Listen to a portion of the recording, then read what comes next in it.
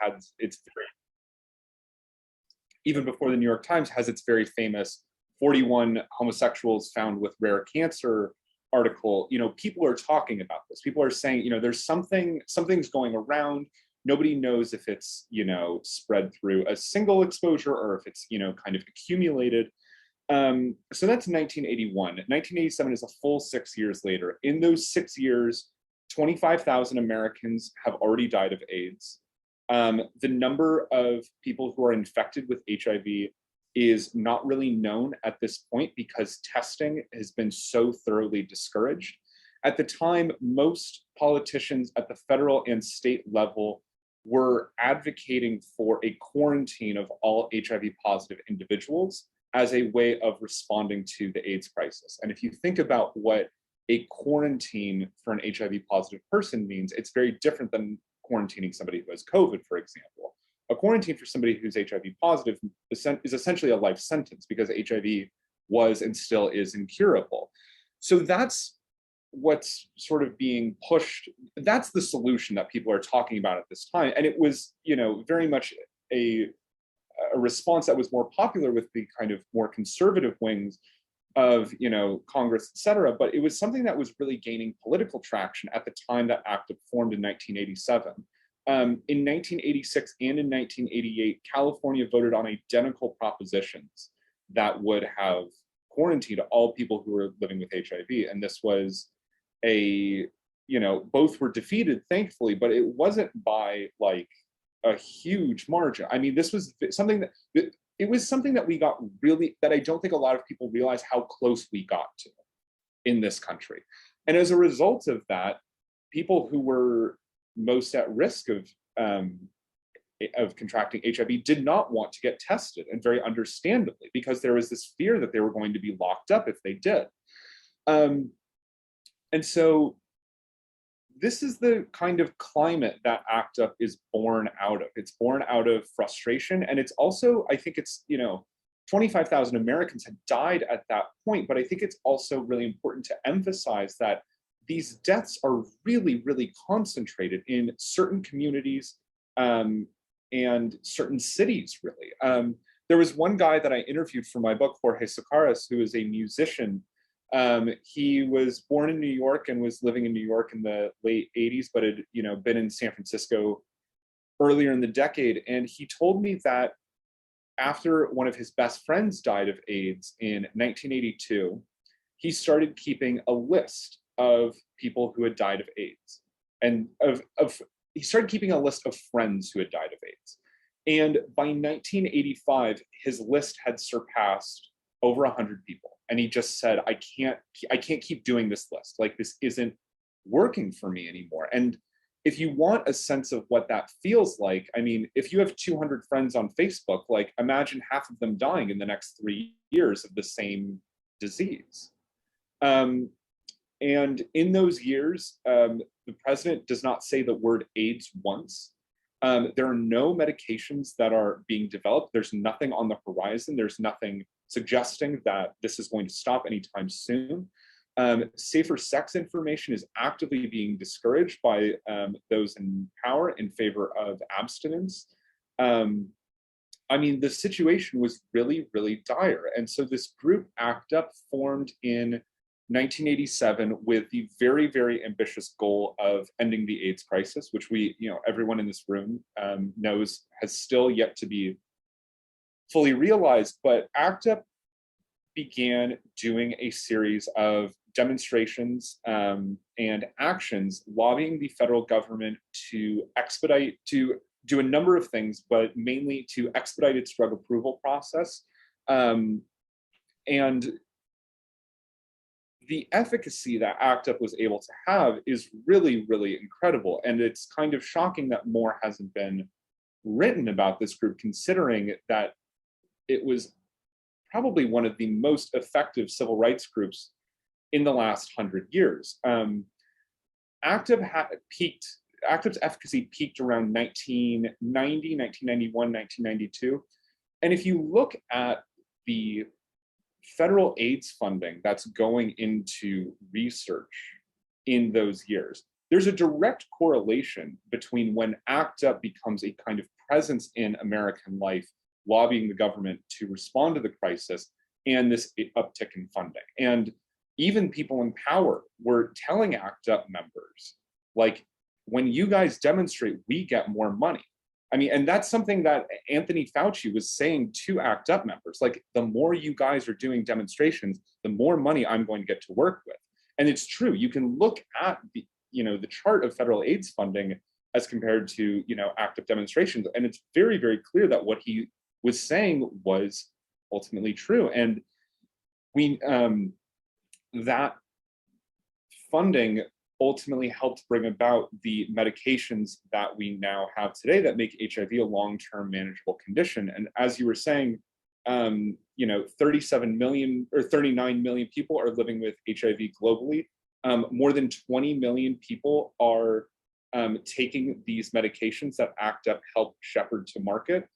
But I think the other way of, and so, those 20 million people are able to live, a full, healthy life. In America, the life expectancy for an HIV positive person is only 2 years short of what it is for an HIV negative counterpart. But I think that one thing that doesn't often get talked about when we talk about the efficacy of these drugs is the fact that these drugs reduce the viral load in your body to the extent that you can't transmit HIV to another person. You reach a HIV status that's called undetectable. It means that if you were to take an HIV antigen test, you would test HIV negative, though if you take an HIV antibody test, you would test HIV positive. And so one thing that I don't think gets talked about enough is the fact that these drugs didn't just save millions and millions of people's lives. They also brought the community viral load of HIV much, much lower than it was before. And so there are countless people who never contracted HIV because these drugs that ACT UP helped shepherd to market, made the community viral load so much lower. Yeah, you're absolutely right. And that certainly changed the trajectory of the AIDS pandemic in Africa. I think, truthfully, and that's a whole nother sort of story of the difficulty of getting the medications over there. But now that they are there and well established, it really has turned the corner of the transmission of AIDS, of transmission of HIV, because of that non-detectable means non-infectious, and that just has changed the trajectory of the pandemic. As long as we continue to provide the medications, which has been a little problematic during COVID. So let's talk a little bit about Gran Fury. Maybe you want to just say a little why it's called that and why that name was referred to as sort of from something out of Tennessee Williams, because it was a fury that was grand. So Gran Fury was a group of 10 artists, activists, and graphic designers who coalesced together about 9 months into ACT UP's founding. And what Gran Fury did was they designed posters, billboard. They started off by designing wheat-pasted posters that would be plastered around Manhattan, and also making posters and props that ACT UP would use at its demonstrations. Remember, this is before social media. This wheat paste was the social media in the 1980s. It was the social media in the 1980s. And that may not sound like the most impressive thing to be doing, but what ACT UP kind of realized very early on was that if they were going to get their demands covered by the media and therefore kind of out into the world, they needed to work with the press, and they needed to give the press these really compelling images that they could use. And Gran Fury's graphics were a huge part of this. One of the first graphic that I wrote about in this book is the very, very famous Silence Equals Death poster that was kind of up on the screen a little while ago. And Silence Equals Death became a kind of de facto logo for ACT UP, and that may not seem like an important thing, but it had a huge, huge impact in terms of how ACT UP was able to get its message out there. One of Gran Fury's members told me, the kind of rationale behind this, and it's like, if you see 200 really good-looking guys walking down the street and they're all wearing black shirts with pink triangles on it, like, that's kind of a photo op you can't ignore. And so it became, these posters and graphics became a way of kind of first attracting the media and then communicating ACT UP's demands to the world at large. And I think one thing that's really important to talk about with Gran Fury is that their posters and graphics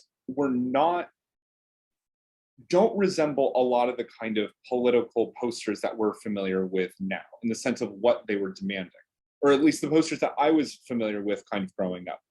Most political posters, or a good number of political posters, are advocating for a particular legislative initiative or bill. So no on Prop 8 was the kind of, big, slogan of my, childhood, or that I saw as, growing up as a kid in California.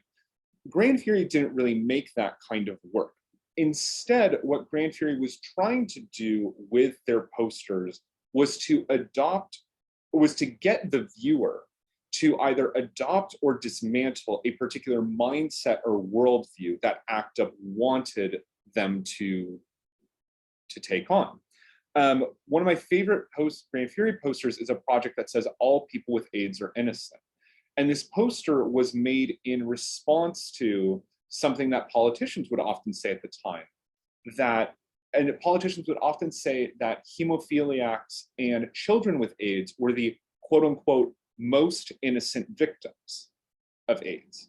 And if you think about what that means, most innocent victims, it implies that some people are more deserving of AIDS than others. And those people who are supposedly, in their view, more deserving of it are, homosexuals, intravenous drug users, etc.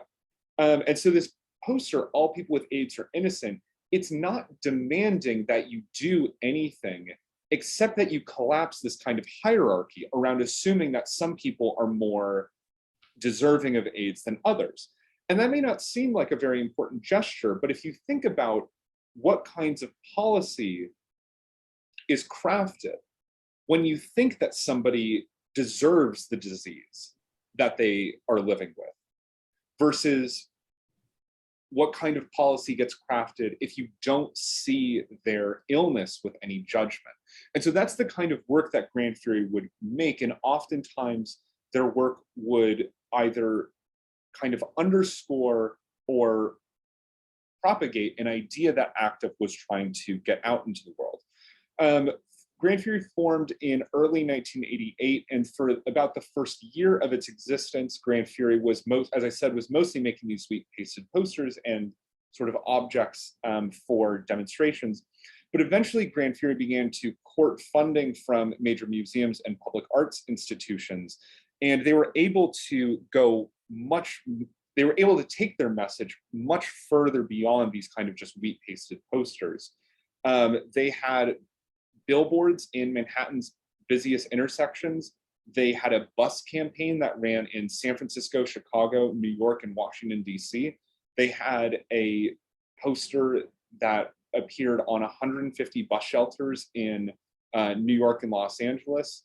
And these were they were almost always made work to either bolster or draw awareness to a larger initiative that ACT UP was taking on, at the time. And many of these images have become really, really iconic, in part because of the ways in which the media would pick up on Gran Fury's images and then further disseminate them. So it's very much a kind of conscious strategy on Gran Fury's part to court the media and get them to push the message that they wanted. There's a story that somebody told me in this book that I really, really love about. There was a demonstration that ACT UP was doing in Lower Manhattan one morning, and Brian Williams, who's now on CNN, was a local news anchor at the time, and he walked up to somebody from ACT UP's media committee and he said, "Can you guys time your demonstration, the next stage of your action, to happen 6 minutes after the hour so that we can do it just as we get back from commercial break?" And they said, "Yeah, absolutely, we can totally do that." So there was very much this symbiotic relationship between ACT UP and the members of the press to get their message out there, and Gran Fury was a really, really big part of that.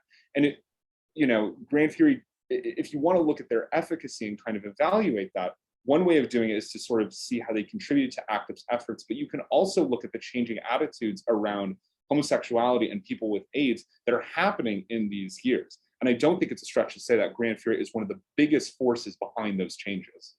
You sort of mentioned that they courted the media, but they poked the media. Don't you think the provocativeness of a lot of their posters was it wasn't to sensationalize, it was to capture people's attention, and to maybe sort of not sort of numb them to the idea that this is a disease of people and not specific groups. I wanted you, if you could talk a little bit, because the characters that you outline in the Gran Fury group, especially sort of the main ones, Averill Finkelstein and Mark Simpson, and the many different kind of characters, what was the role of their personal relationships, the love, the friendship, the fear? Some of them didn't want to be tested. And then, of course, sometimes the suicide of one individual, and how that impacted the group. Jack, talk a little bit about what the dynamics were in the group itself. Yeah, I mean, there were people in Gran Fury who were drawn into the collective because of friendships that they had with other members that stretched back for, in some cases, years or decades. This was but it was also a group that could be somewhat, I don't want to say anonymous, but it was a group where it wasn't as if everyone in the group was best friends with each other. And I think that's a really important lesson to learn about Gran Fury, is that some of the people who were a part of Gran Fury, it's like they're sitting next to their two best friends, and they're gonna all go get drinks together afterwards. And some people would kind of just come to the Gran Fury meeting and go home, like they weren't friends with all the other members. And I think it's really contributed to Gran Fury's longevity that it kind of balanced both of those things, that there were these really, really hot, intense friendships between some of the members, and then between some of them, they were sort of saw each other more as co-workers. But in terms of Gran Fury's individual members, I think one thing that really contributed to the success of the group was that all of its members kind of filled a very particular niche, in the sense that they each one kind of brought a very particular skill set that the group could use to its advantage. The book kind of opens with a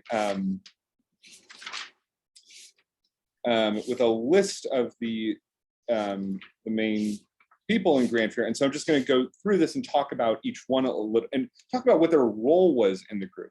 Averill Finkelstein, who's the first person that I wrote about in this book, he was an art director for the hairstylist Vidal Sassoon. So Averill was very used to being on photo shoots, this sort of thing. He was an incredible stylist. And so when Gran Fury does, projects that involve, all-day film shoots, he's the one that's kind of leading these things. Mark Simpson, the second person, he was one of Averill's best friends. They had lived next to each other for a number. I'm sorry, that's not true. I'm getting my names mixed up. Mark Simpson was a really, really close friend of Averill's. Mark was a Texan, and he was a construction worker. So he had like a ton of really practical knowledge. He was like the one that knew how to use a drill in Gran Fury. And sometimes they were trying to build these kind of more elaborate installations, in one case. And Mark was somebody who really spearheaded that. He had a lot of very kind of hands-on technical knowledge. Michael Nesline, the next person you meet in the group, he was not someone who came from an arts background, really. He kind of described himself as the non-artist of the group. But Michael, after his partner had died in 1985, decided to become a nurse in an AIDS ward, and worked for over 30 years after ACT UP in the AIDS ward at Bellevue Hospital, which during these years of the crisis saw more AIDS patients than any other ward in the country. So Michael was very, very familiar with the kind of, what's happening in the hospitals, and also with, experimental treatments that are coming down the line. So he brought a kind of a real practitioner's knowledge to the collective. Donald Moffat, the next person that you meet, this is somebody who's working for a Madison Avenue graphic design firm a Madison Avenue advertising firm before he, becomes a part of ACT UP in Gran Fury. His partner became very, very sick in 1986 and died in 1988, and that was what really compelled Donald to take these kind of graphic design skills that he had and bring them to this other initiative. Tom Kalin, the Gran Fury member that I mentioned earlier, who was the first person that I interviewed, he was a filmmaker. And so when ABC approached Gran Fury about doing a series of short commercials, that was a kind of riff on one of their most famous posters. Tom shot all of that footage because he was really adept at camera work. He could edit. He was also at this same time making his own first independent feature film, which has become a very very important independent film since then. And so he was a kind of like, he could do it all when it came to film stuff. John Lindell, the next person you meet in Gran Fury, he was an architect. So he dealt with a lot of architectural lettering. This was his, it was very second nature to him to start working on, posters and that sort of thing. Marlene McCarty is like Donald Moffat, a trained graphic designer. Loring McAlpin, the next person you meet in the collective, is a trained photographer. So whenever Gran Fury has to do a photo shoot, he's the one shooting it, and Avram's the one kind of directing everybody. Robert Vasquez Pacheco, the next person that you meet in Gran Fury, he was the manager of a buyers club.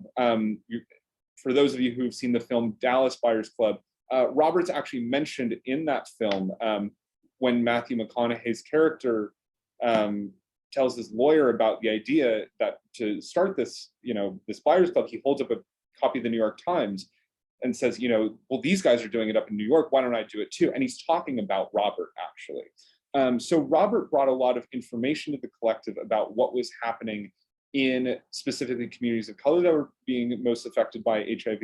And he was also somebody who was really adept at talking about medications and what was happening overseas.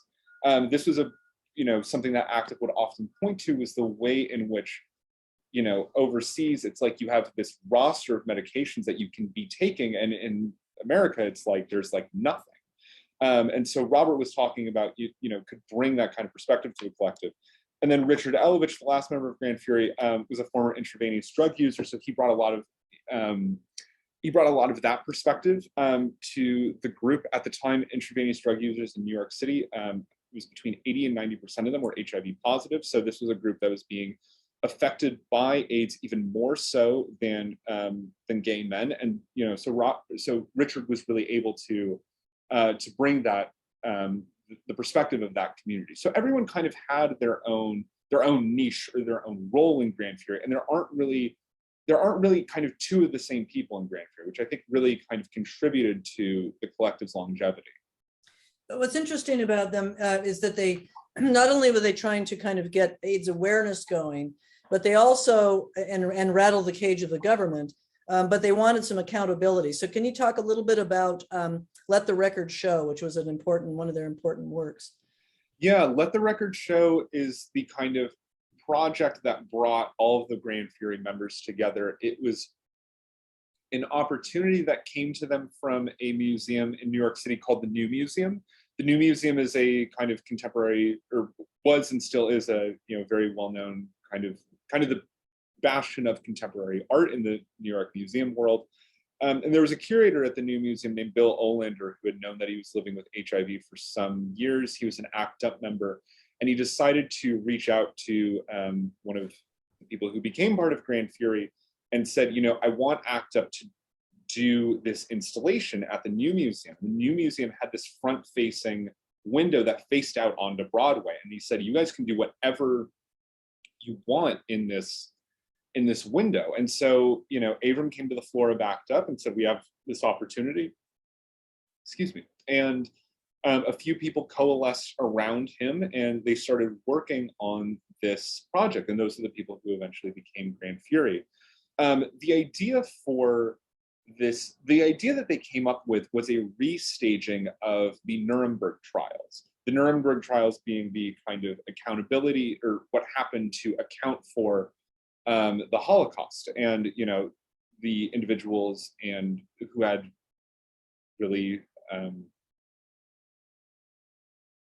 were responsible for this. And so what Let the Record Show was a kind of way of reflexively looking upon their own moment and imagining how future generations of people would judge those in power and their response to the AIDS crisis. And the Let the Record Show, this installation that Gran Fury put together, it's very much riffing upon the pink triangle of Silence Equals Death, which had become ACT UP's kind of de facto logo by that point.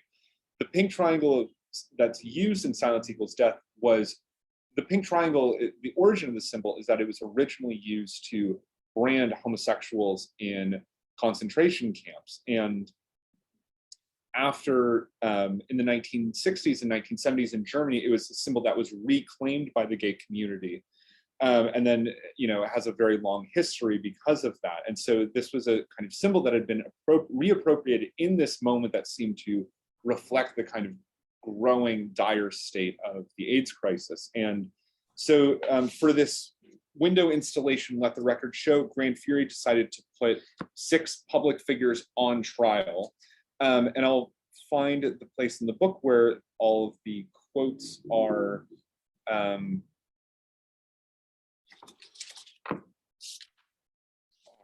discussed.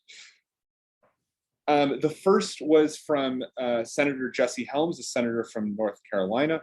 Jesse Helms had said, "The logical outcome of testing is a quarantine of those infected."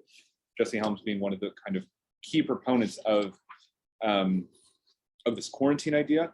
The next came from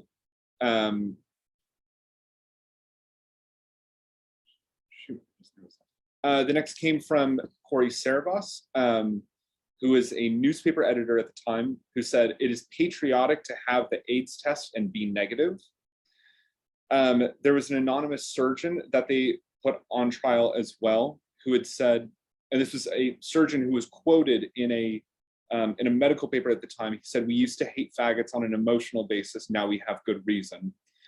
The last quote was from Jerry Falwell, a evangelical pastor, who said, "AIDS is God's judgment of a society that does not live by his rules."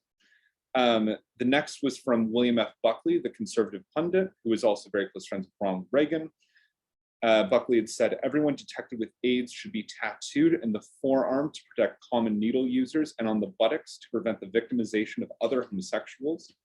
And the last person that they put on trial was Ronald Reagan. And the quote that they used from him, they actually didn't quote anything from him because Ronald Reagan was kind of famously silent on the AIDS crisis. They just put an ellipsis underneath him. And so what they did was they had these kind of cardboard cutouts that a Broadway set designer had designed for them. And then they had these, what looked like tombstones with all the quotes that I just read engraved into them, placed in front of each of them. And it was called Let the Record Show. And it was a way of kind of bringing accountability to the epidemic. And I think another part of this installation that's really important is at the very top, there's the Silence Equals Death logo. And it literally, if you're looking at this installation at night, it literally outshines everything else. And it was a way of sort of saying that in the future tellings of ACT UP, people would look back in the future, in the histories of the AIDS crisis that would be written in the future.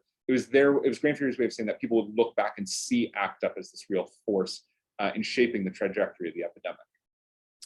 And one of the things that struck me is that several of the members of the Gran Fury felt that they'd sort of missed out on the ability to protest during the Vietnam War. And when this pandemic happened and it affected them personally, that it was an opportunity to really stretch their voices on a topic that was, obviously of close consequence to them.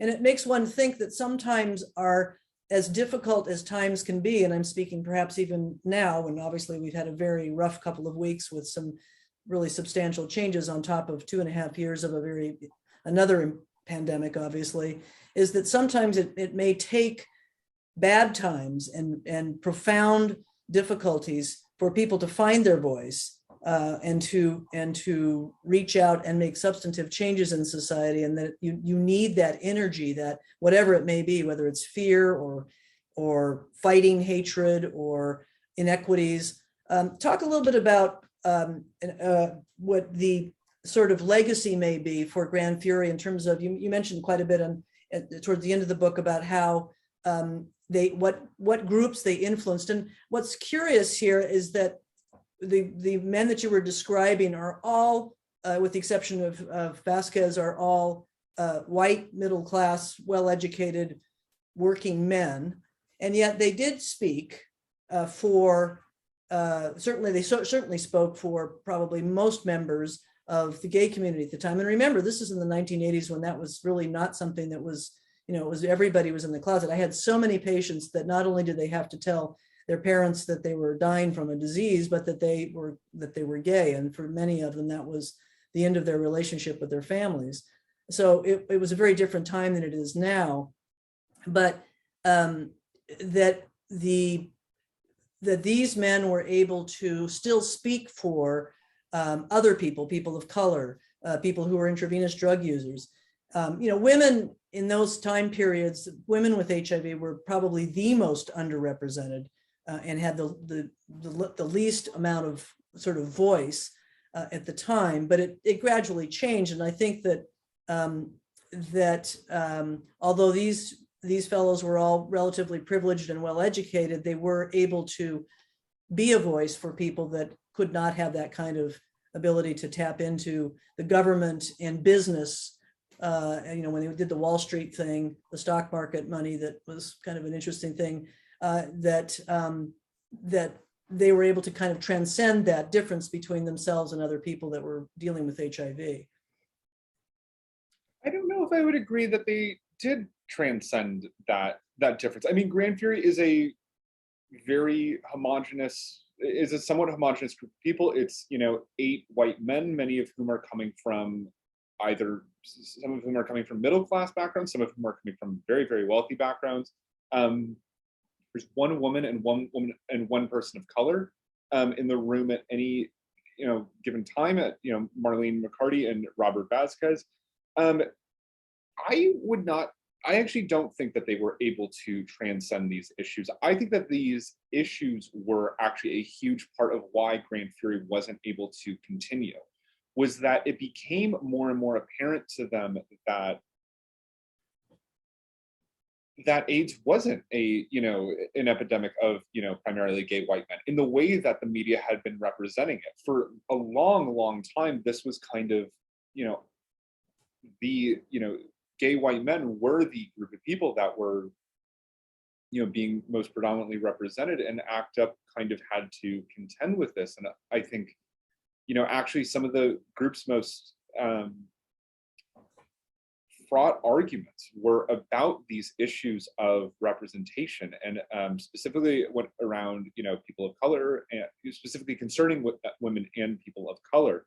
I'm thinking in particular of one of Gran Fury's later projects, which was a bus shelter poster that said, "Women don't get AIDS, they just die from it." It was a poster that was designed to work in conjunction with ACT UP's campaign to lobby the CDC to include women in its definition of people with AIDS. At the time, an AIDS diagnosis was, and maybe stop me if everyone in the room already knows this, but an AIDS diagnosis at the time was you needed to have tested HIV positive, and you needed one of the quote unquote qualifying symptoms that the CDC had defined.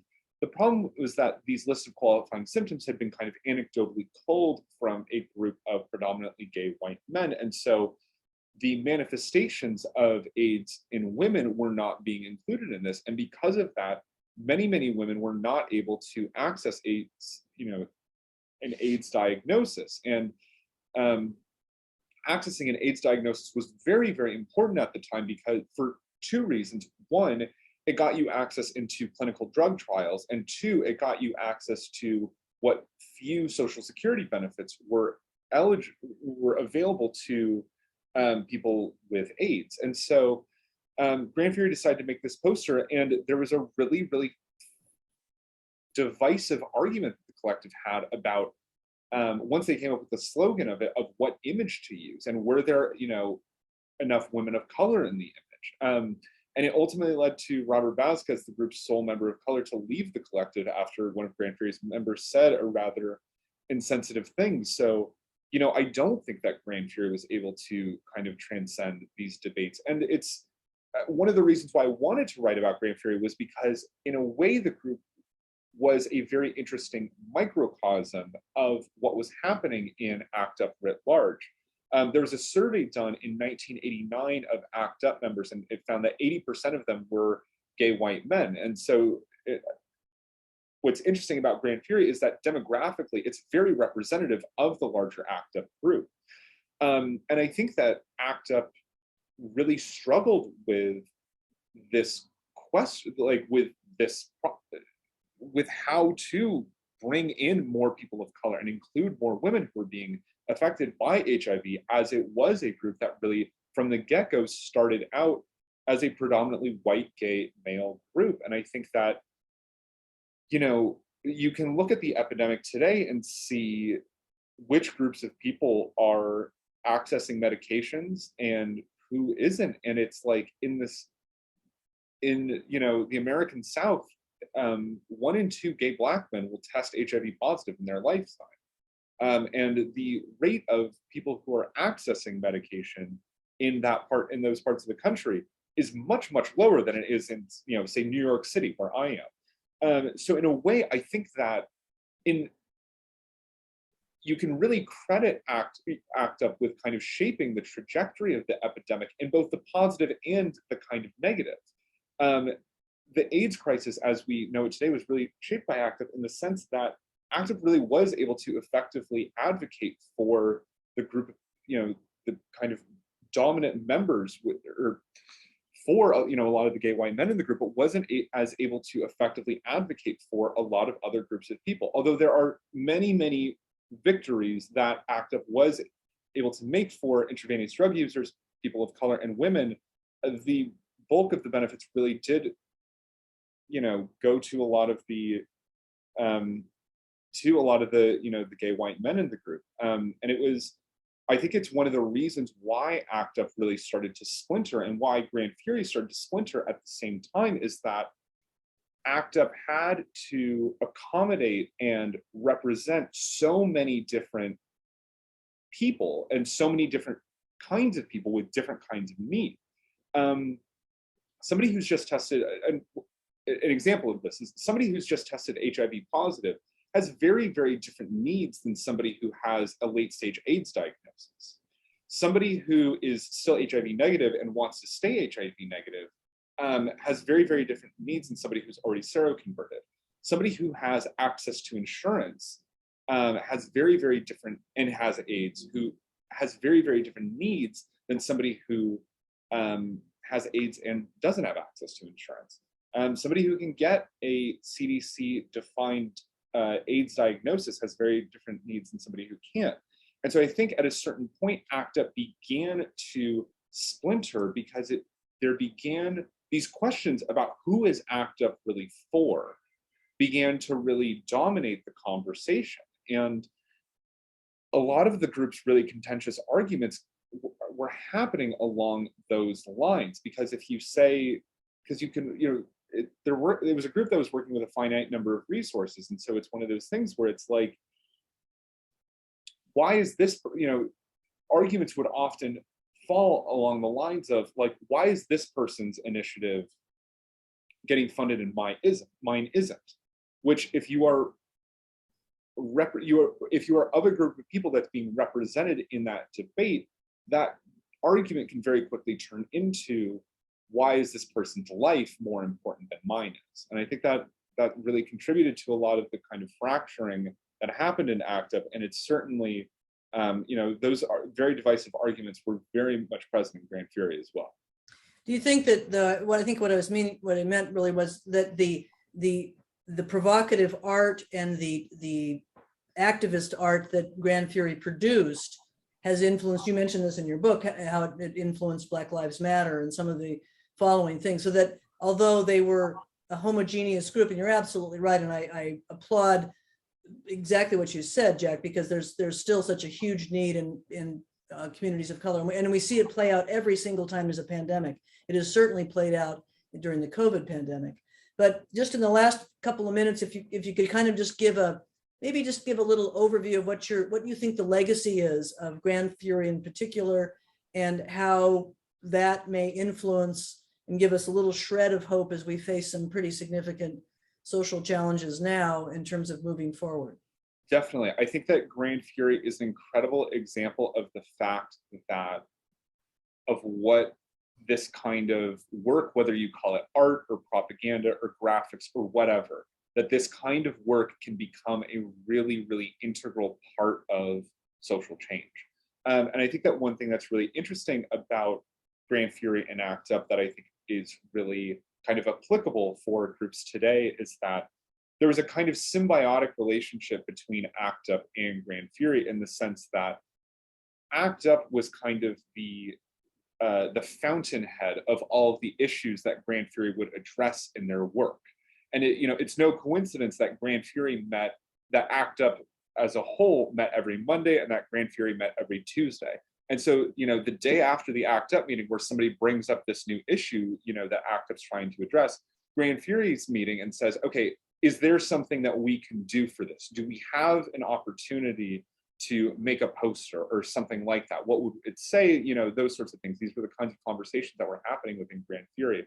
And then Gran Fury could make a poster and kind of lend it to the larger body of ACT UP. And so having that really symbiotic relationship, I think, is some between people producing work and giving it to it over to a larger organization, and then having that larger organization being a fountainhead for the issues that get addressed in that work, I think is a really fruitful relationship to have between artists and a kind of larger activist group. And I think it's something that that you can see today. And it's that structure, it's that symbiosis, it's that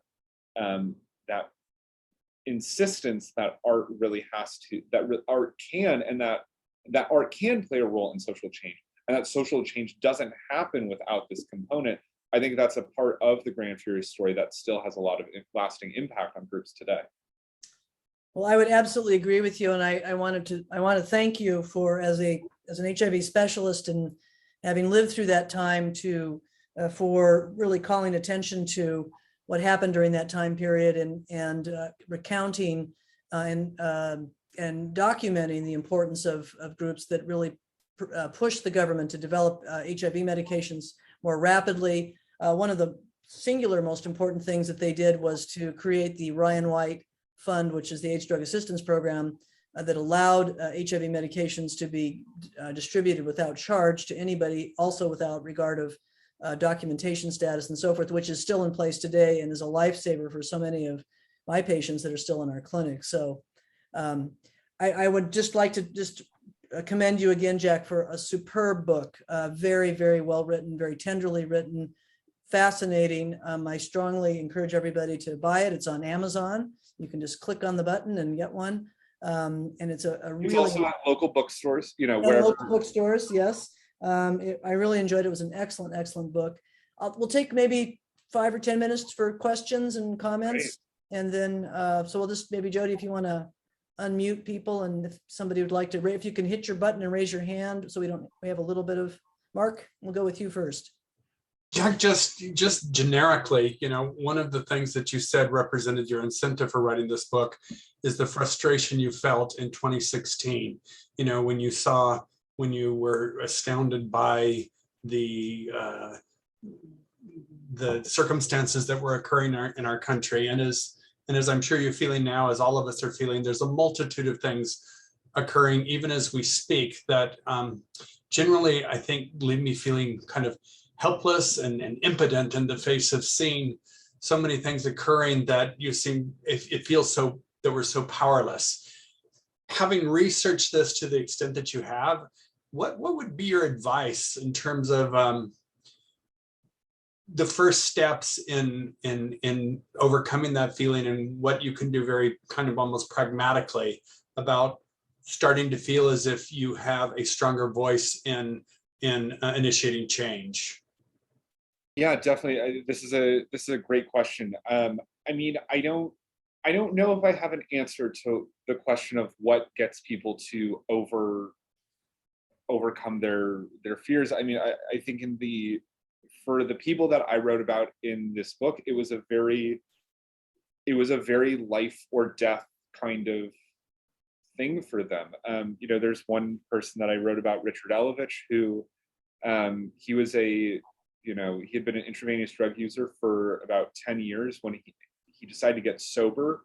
And he was at a halfway house when he first learned about AIDS, and he kind of, he assumed, and, he wound up not being true. He was miraculously HIV negative, but he assumed that he was, that he was living with AIDS because so many of the people that had been, partners with him, either, sexually or, through drugs, were also coming down with AIDS. And Richard was somebody who was very, very estranged from his family because of his sexuality. And so he kind of, when he saw ACT UP, it was like, I have to go here. Like, there's no other place for me to go. There is no other place that will take care of me.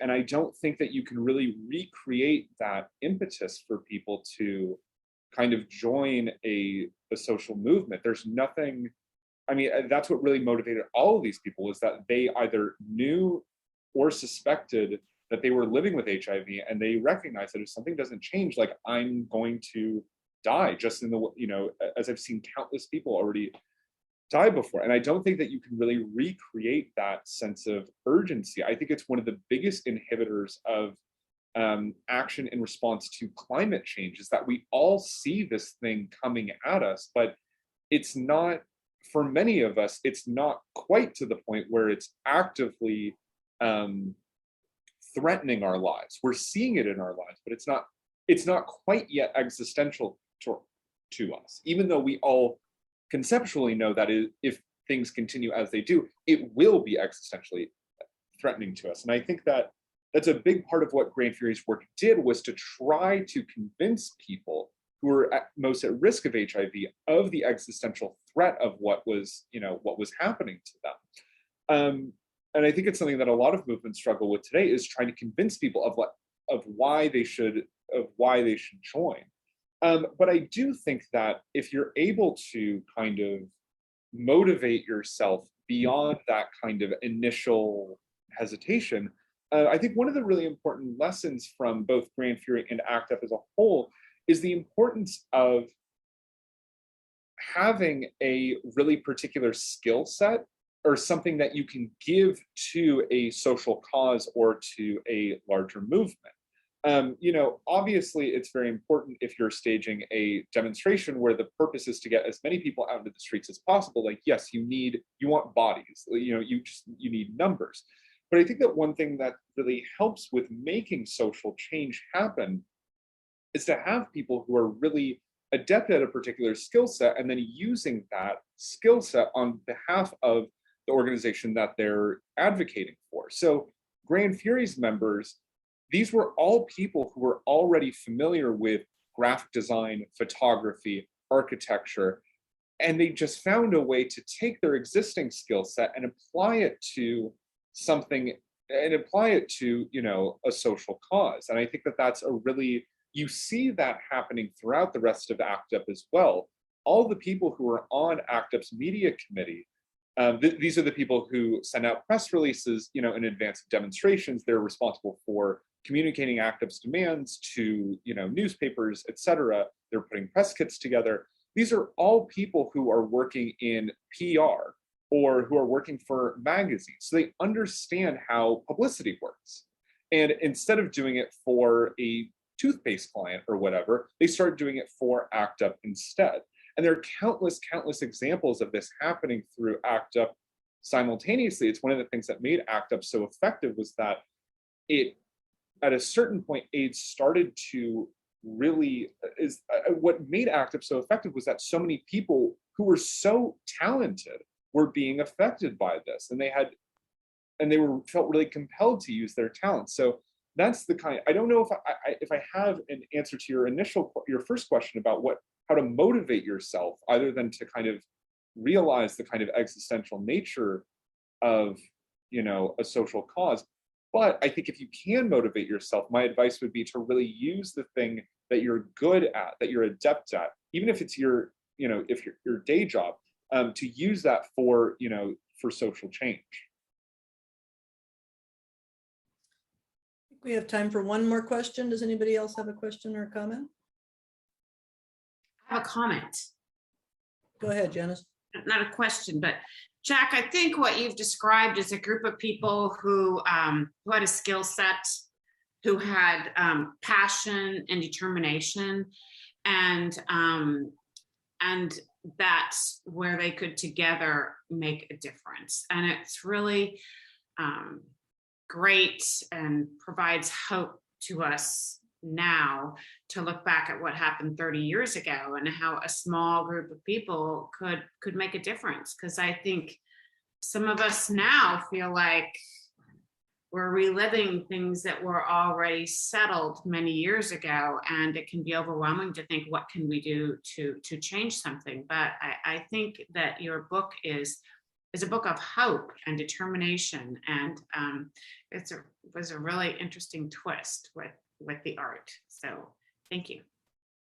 Thank you for reading. I appreciate it. Well, Jack, we just we're delighted to have you. I hope that I'm sure it's going to be successful.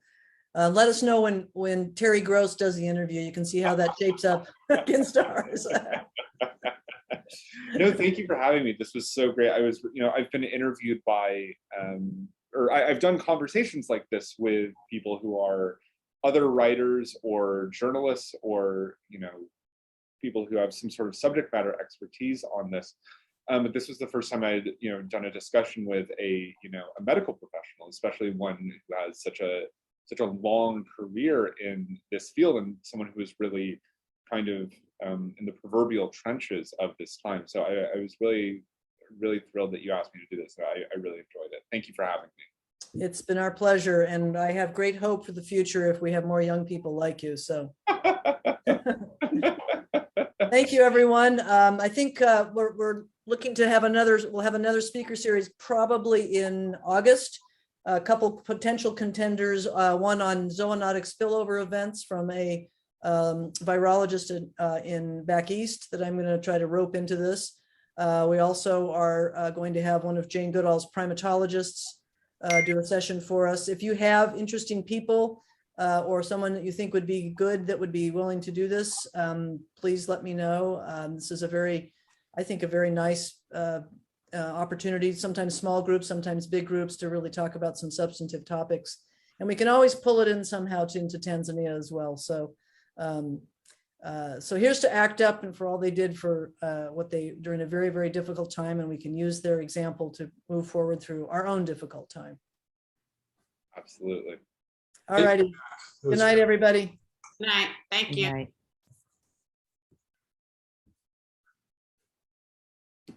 Thanks, Jack.